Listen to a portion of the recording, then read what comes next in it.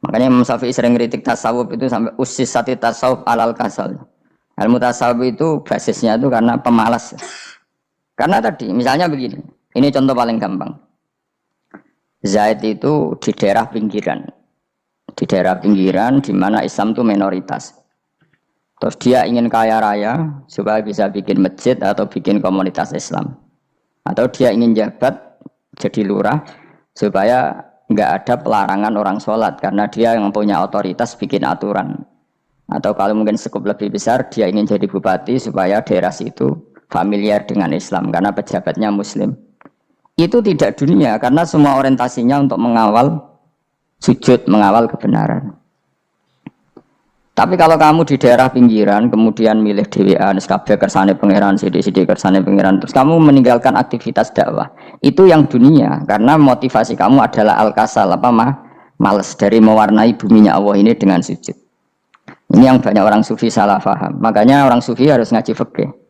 Bendekne roh, dielingno wong alim, wong fikih nak kitmanul ilmi ku haram. Apa kitmanul ilmi haram. Menyimpan ilmu itu haram. Tidak memberi kontribusi dalam proses orang sujud adalah haram. Tidak memberi pencerahan pada umatnya Nabi adalah haram. Menikmati keasikan ilmu pangeran dewi adalah haram. Dia harus diingatkan gitu terus. Kalau enggak, itu bahaya bagi agama ini. Makanya dulu itu enggak ada orang sufi yang enggak ngaji ulama fikih. Sekarang kebalikan, malah orang sufi darani fikih mau kulit dekne wis tok hakikat sembrono. Oh tak tobat ngoten nang ketemu aku. Itu bahaya, paham seperti itu tuh bahaya. Karena sekarang itu sufi itu jadi identitas kesalehan. Jadi yang rumah kome sufi koyo sak dhuwure ahli napa? Fikih. Itu bahaya. Karena tadi sufi itu akan ngeritik dunia sepedas-pedasnya. Kemudian ujung-ujungnya meninggalkan dunia, kemudian happy-happy asik pangeran dewean dan membiarkan umatnya Nabi ini berserakan kemana-mana, tidak terlibat sama sekali, tidak memberi kontribusi sama sekali. Cara bahasa gampangannya orang gelem amar ma'ruf, gak gelem nahi mungkar. Tapi bahasa amar ma'ruf nahi mungkar kan saiki dadi gerakan ekstrem. Makanya ora tak bahasa amar tidak peduli, tidak mulang. Mergo saiki bahasa saiki repot terus. Saya punya kitab namanya Khilyatul Auliya atau Baqatul Asfiya. Di situ ada cerita ada seorang sufi bodoh ngeritik dunia entek ngamak. Dunia wis ora ono benere, dunia ku nggon batang, dunia ku jifah batang. Sing berebut batang ya siap-siap rebutan mbek asu, pokoke ngomong wis ndi-ndi. Sayyidina Umar itu agak tersinggung dengan makalahnya orang sufi yang bodoh ini. Ya rata-rata orang sufi memang bodoh. Kecuali gelem ngaji fikih. Setelah ngomong ngalor ngidul dunia ku swelek terus dekne biasa lah wong sufi terus milih dhewean terus orang lakoni popos ngerti-ngerti lesu kok mangan wae lesu orang sufi kan gitu. Singkat cerita terus Umar agak marah tapi beliau masih bisa mengendalikan diri terus kata beliau sal sayyidah dan sal hadas sayyid kamu tanya hadas sayyid maksudnya sayyid dalam bahasa dulu itu ya orang terhormat. Terus kata Ubay bin Ka'ab dan ini menurut saya benar-benar sekali dan kamu harus mengikuti Ubay bin Ka'ab. Dia adalah termasuk 6 sahabat yang dipuji Nabi min ahlil Quran apa? Yang dipuji Nabi min ahlil apa? Quran. Kata Ubay bin Ka'ab, lalu Anda masuk surga karena apa? Lalu Anda masuk neraka karena apa? Lalu Anda dapat ridho Allah karena apa?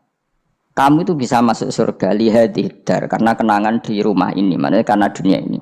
Karena sujud kamu, karena kebaikan kamu itu di mana? Allah mereferensi amal kamu ya di dunia ini. Kamu masuk surga karena sujud kamu di dunia ini. Nanti masuk neraka karena keangkuhan kamu di dunia ini. Fahadi dunia mi'yar. Dunia ini adalah takaran. Semua referensi Tuhan tentang akhirat itu merujuk kelakuan kita apa? Di dunia. Sehingga kalau kamu masuk surga selamanya lama, itu ya karena kebaikan kamu di dunia. Maka jangan kritik dunia ini. Karena dunia itu mahalu sujudika, mahalu ruku'ika, mahalu pokoknya dia marah-marah. Sehingga semenjak itu kata Ibnu Khaldun orang tahu dunia yang dikritik adalah dari madatul kalimah dani'ah. Suatu yang murahan. Apa? Yang murahan. Sehingga kalau misalnya orientasinya itu kebesaran li'ilai kalimatillah, maka itu tidak termasuk dunia. Dan yang suasananya akhirat tapi motifnya adalah kasal, kemalasan, itu yang benar-benar dunia. Paham ini penting kalau terang. Jadi kalau baleni malih ya. Sing dimaksud dunya ketika dikritik pangeran iku dunya sing sangka kata daniah, sesuatu sing murahan, sing enteng, sing nafsu. Iku jenenge napa? Dunya, napa? Dunya. Tapi ketika sesuatu itu baik dan mengarah kepada Allah, iki jenenge dunya iki masru'atul akhirah. Maka dunia itu di dua status napa? Siji masru'atul akhirah. Dan ini status yang harus kita pakai. Makanya kata Imam Ghazali itu kowe nak randi duwe sak penat-penate urip terus merasa enggak punya kenikmatan, datang saja ke kuburan dan yakinlah semua yang sedang mati keinginannya hanya satu, ingin kembali di dunia dan memperbaiki amal-amalnya. Berarti dunia adalah segala-galanya bagi orang yang sudah mati. Ya, orang yang sudah mati itu cita-citanya satu. La'ali arji, semoga kita kembali ke dunia. Untuk apa? Untuk membenahi semua kesalahan yang pernah dilakukan zaman yang dunia. Terus kamu ingat, fa'ana fid dunya. Ya Allah, alhamdulillah sekarang masih saya di dunia. Artinya saya punya satu kesempatan yang diinginkan semua orang yang sudah mati di seluruh dunia. Lalu malah wali anu surip malah kepengen mati. Saking kakean kasus ini, apa? Kakean apa? Kakean kasus. Makanya di sini sirinya para rasul, para nabi itu sering donga Allahumma tawil umrona, sehingga banyak orang soleh mendoa supaya panjang apa? Umur. Itu karena pas itu yang hadir adalah dunia dengan makna masru'atul akhirah.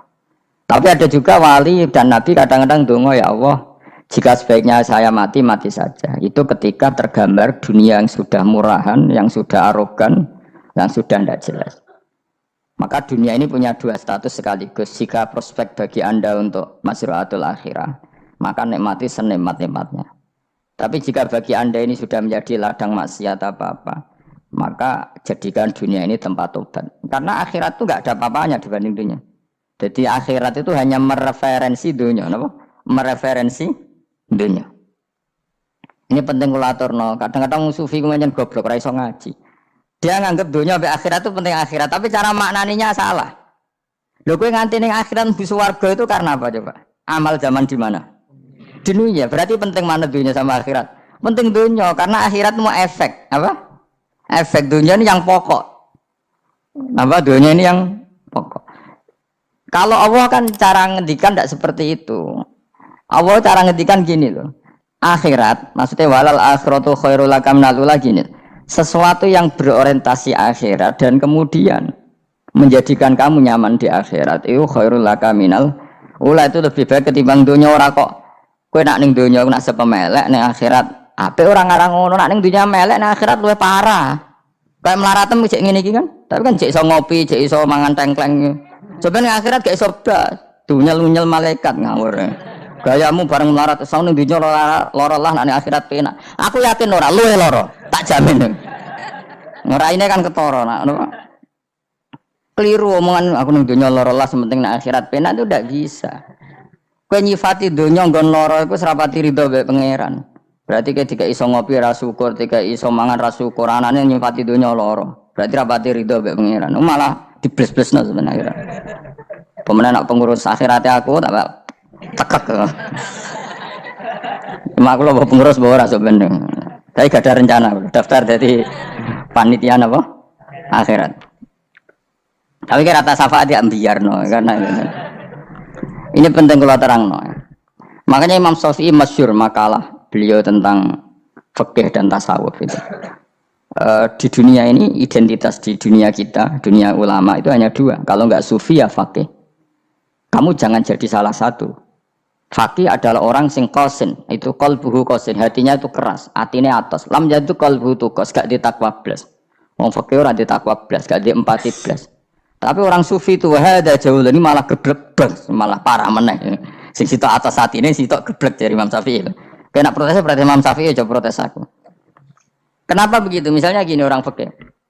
Kalau bapak nyontohkan tuh gini.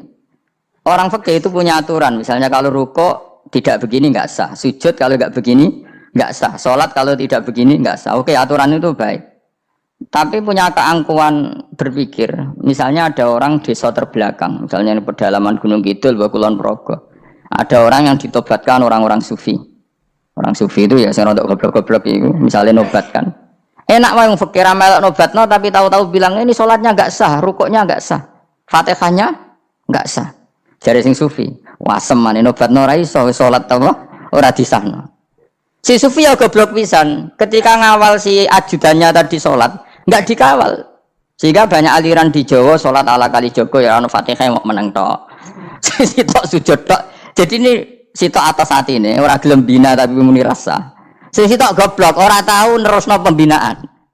Akhirnya ya mandek ning satu kesalahan dan diwaris ya bergenerasi-generasi. Makanya kata Imam Syafi'i itu sitok goblok, sitok atas hati ini. Jadi kamu jangan jadi salah satu itu. Makanya kamu aman karena kamu tidak sufia, tidak fakih. Makanya nggak masuk, nggak masuk yang dikritik Imam Syafi'i. Kamu sufia ndak, fakih ndak. Makanya kalau Imam Syafi'i ngeritik itu, tapi alhamdulillah saya ada dua-duanya. Yang ndak sufi, ndak fakih. Karena orang sufi itu kalau ditelusuri itu memang kesalahannya terlalu banyak. Kecuali dia mau ngaji fikih. Kenapa? Kecuali dia mau ngaji fikih. Kayak tadi misalnya, sampai Imam Syafi'i zaman itu duka yang menghentikan usisat tasawuf alal kasal. Ilmu tasawuf itu dibina itu berdasar kemalasan. Loh, saya punya teman sufi banyak. Saya ini kiai loh. Punya teman sufi banyak. Teko ning kula Gus donya wis rusak, sementing sakniki wis ngatah-ngatahno istighfar. Memangnya kita bisa diistighfari pangeran, disepuro pangeran ketika kamu orang alim ndak mulang? Memangnya kowe iso disepuro pangeran ketika kowe sugih zakat? Memangnya kowe iso disepuro pangeran wis kere ra nyapu masjid teko Jumatan? Bareng rokok itu usep-usep ning pojok masjid bar mulai. Enak weh. Ana keran coplok istibarno. Memangnya kamu bisa jadi orang miskin seperti itu kemudian dimaafkan Allah? Tidak bisa. Kamu harus terlibat dalam proses sholat. Wis kere ya urun gawe keran, misalnya orang ngono urun masjid ya nyapu-nyapu. Sing sugih urun dhuwit, sing alim urun mulang. Kok enak. Dunya mbok rusak terus kabeh dhewean. Menangi sampean kedhewean neraka ora tak baturi ya ngono. Tidak bisa, sufi seperti itu tidak bisa, itu kriminal. Nah kenapa Imam Ghazali muji orang sufi, kitab-kitab risalah kusyariah muji orang sufi itu sufi-sufi yang kayak kue, sufi-sufi yang belajar fikih, kenapa? Sufi-sufi yang masih mau belajar fikih. Kok enak? Jadi sufi itu maknanya sidik-sidik, zaman lu rusak itu tidak seperti itu, nak rusak ya amanat pengiran kan melok dandani. Nah, ketika rakan didandani sebetulnya nggak masalah, kan ada alternatif. Misalnya gini, ada mobil rusak nggak bisa dipakai. Memangnya mobil hanya itu? Kan ada mobil yang lah ini itu jenis fakih. Ini enggak, kamu punya pemimpin hanya 2 atau 3 lah, biar nggak nyindir. 3 atau 4 lah.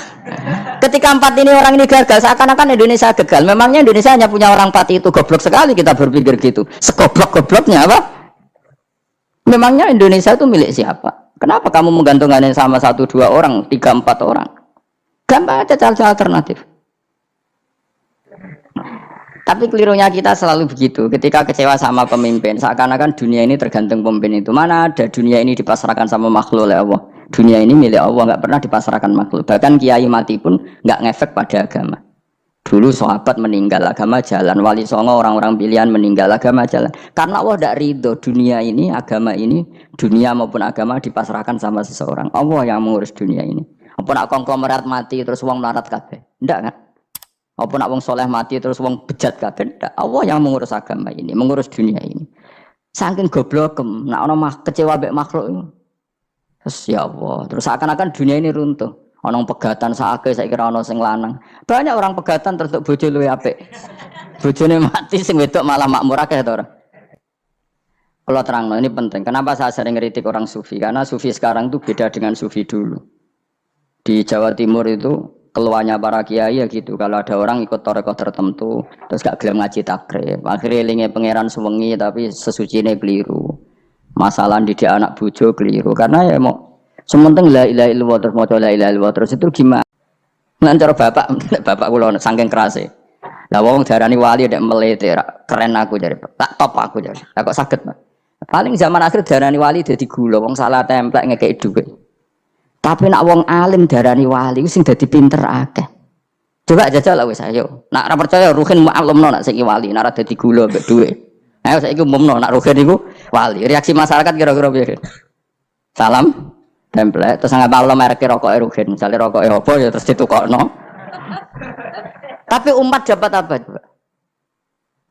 Tapi ketika orang terkenal alim, umat dapat banyak karena bisa ngaji, carane sesuci piye, carane zakat, piye yang wajib zakat apa saja. Kalau ingat Allah itu ingat aturan-aturannya Allah. Terus keling Allah sewengi terus piye? Allah bikin aturan, kamu sewengi ning masjid itu ketentuan fikihnya kayak apa? Kalau istri kamu sakit, anak kamu sakit, kamu wajib ngurmat anak bojo dan itu juga perintah Allah. Terus eling Allah dulu nggak ada zaman Nabi seperti itu. Nabi itikaf sungguh di masjid mikir wiridan, itu ya mulang biasa. Wiridan sekadarnya, habis itu Nabi yang ngajar biasa. Siapa yang tanya tentang haid, siapa yang tanya tentang ghanimah, siapa yang tanya. Jadi yas'alunaka anil anfal. Ketika mereka iskal, lalu ghanimah cara bagi gimana ya Rasulullah? Dibagi wa alamu annama ghanimtum min syai'in fa anilillahi khumusahu wa lirrasulullah 1/5. Ada yang tanya lagi, was'alunaka anil makhid. Istri saya cara ngakad tidak normal ya Rasulullah, kadang-kadang over, terus disebut itu istihadah apa? Itu ditanyakan. Ada yang kaya usul, ya Rasulullah duit kula kathah, lalu tak kasihkan siapa? Yas'alunaka madzayun fikun. Ora kok terus eling pangeran sungi-sungi terus do ngantuk, bariku keturu. Bariku makan-makan ora ono ngono. Dan ketika awan nyifati Rasul itu apa coba? Rabbana wa ba'atsihim rasulam minhum yaslu alaihim ayati wa yuzakkihim wa yu'allimuhumul kitab wal hikmah. Rasul itu sifatnya yang diulang-ulang pangeran itu yaslu alaihim ayatika, membaca ayat-ayatmu, artinya apa coba? Mulang kan? Wa yuzakkihim, membersihkan akhlak-akhlak mereka, artinya apa? Mulang kan? Wa yu'allimuhumul kitab wal hikmah, artinya apa? Mulang.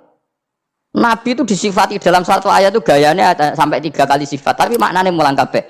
Yastu alaihim ayatika, artinya apa? Membacakan ayat-ayat Allah, artinya apa? Mulang kan? Wa yu'allimuhum, artinya apa? Mulang. Wa yuzakkihim, bersihkan mereka, membina, artinya apa? Mulang. Coba kamu berani enggak di depan Allah terus kayak ngomong dunia? Karena hanya mulang yang bisa mengantar manusia mencintai Allah dan Rasul. Coba barokahnya kabeh kiai darani harame zina. Berapa juta orang yang tidak berzina gara-gara dawe para kiai nak wong zina sok ben dakare dikwetok, virgine ditunjuk malaikat.